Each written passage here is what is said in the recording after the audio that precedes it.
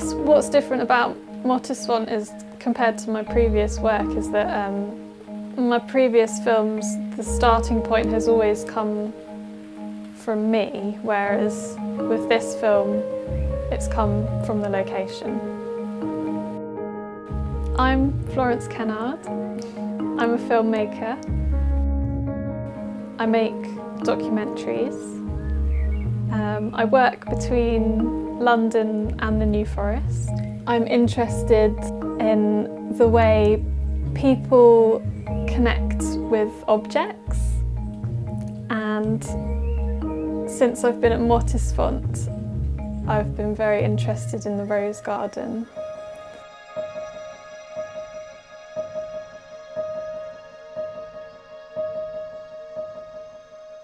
When I first arrived here, I immediately became fascinated with the rose garden.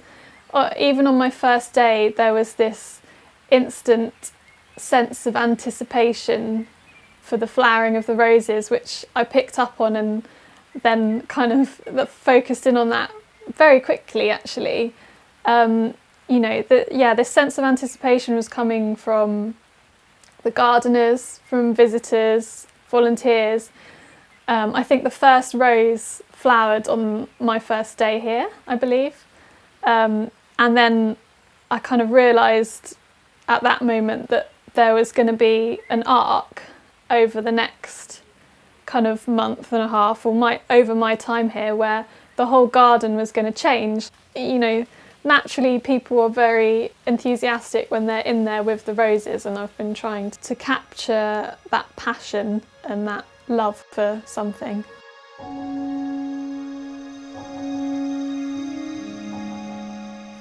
So the observatory structures themselves have acted as a meeting place, allowing people to come and talk to me, get this instant feedback from a complete stranger on your work. Always useful. The location here in this circle of beech trees is you know, so amazing that I'm probably not going to fully appreciate it until I've left.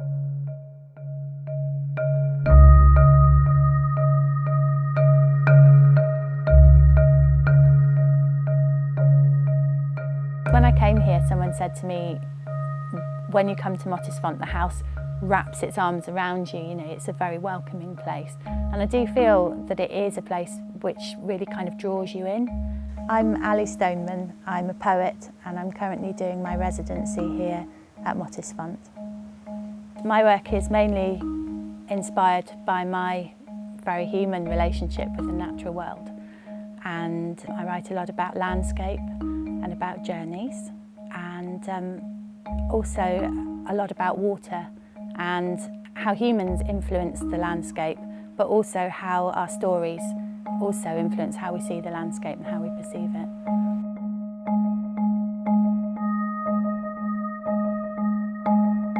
So my project in the observatory is to create a poetry map of Mottisfont based on my interactions and conversations with people who are visiting the site, and also with staff and volunteers. And then I'm also creating a series of poems looking at the flow of water around the site, because that's a really important thing at Mottisfont. And my work has been inspired by the interactions with the river keeper, Neil Swift, who looks after the river and the fishing beats at Mottisfont. And he's actually the only river keeper that is employed by the National Trust. So it's a really interesting opportunity to look at how they approach conservation, and using that as inspiration for the work that I'm creating, and creating these kind of stories and almost mythologising the idea of a river keeper, so taking it beyond the role of the river keeper but into something of a metaphor as well about how we approach rivers. And I've been making little books for each journey that I take out into the landscape. Information repositories or sketchbooks to gather information and images. I think that also the bookmaking has kind of fed into my interactions with people visiting the site, and I ran a workshop with families that just kind of drop in, and we made little books looking at their kind of memories of Mottisfont, so they had something to take away with them, and doing a little bit of poetry and writing in those books. So that's quite a nice way to engage with people in quite an immediate and sort of hands-on kind of way. I love the fact that lots of people come to the structures and they want to find out about what you're doing. So when I'm here, I'm sort of talking to people, really explaining what the project's about, what I'm doing here as a writer. And if they're interested, you know, they might come into the studio with me. I've been doing a little bit of bookmaking, or I show them some of the things I've been working on, or we'll have a chat because obviously I'm collecting their stories and ideas about the site. So I've had some really lovely conversations, but in terms of writing, you do need a bit of a quiet space and a place to reflect. So sometimes I'm here a bit earlier in the morning, or after visitors have gone, I'll be in the studio kind of trying to write up some notes from the day. But I also have some other special favourite places around Mottisfont to write in, including the Octagon area, which was designed by Jellicoe, next to the pleached lime walk. And I think also the chance to have time to reflect and to write and to really locate myself in one place for a period of time and absorb that place.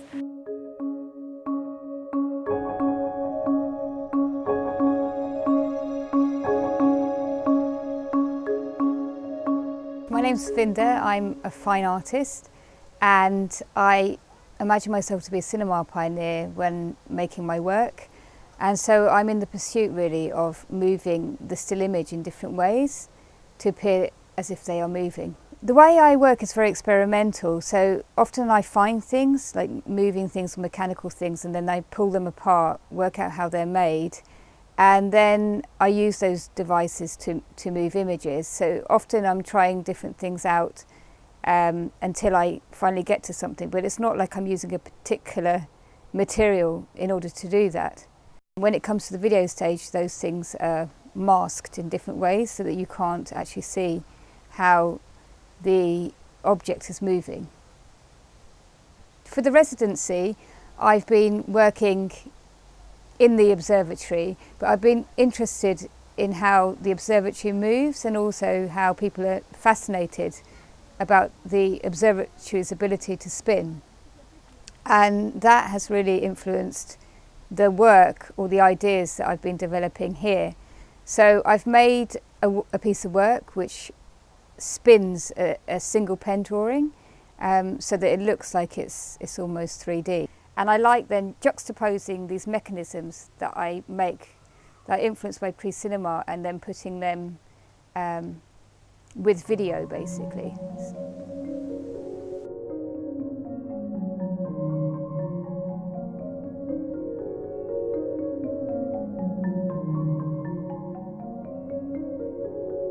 Mottisfont attracts a lot of visitors.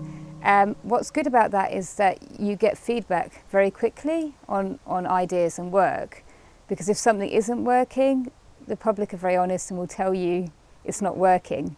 But they also have a lot of stories to tell. They don't inform me immediately, but they're things that I can then take away with me. In fact, that's what makes this residency so fruitful for me. Is that for me, I see this residency as a research project rather than producing a body of work that I will do after. It's been interesting to see, or to hear rather, people in the observatory asking how the observatory works to each other, and then also people coming into my studio and asking me how my things move. So it's been nice that that process that I'm doing in the observatory is mirroring what's going on outside in this structure here.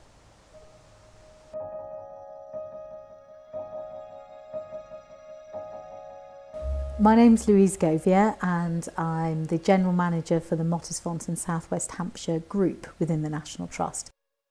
So it's been really lovely having the observatory here.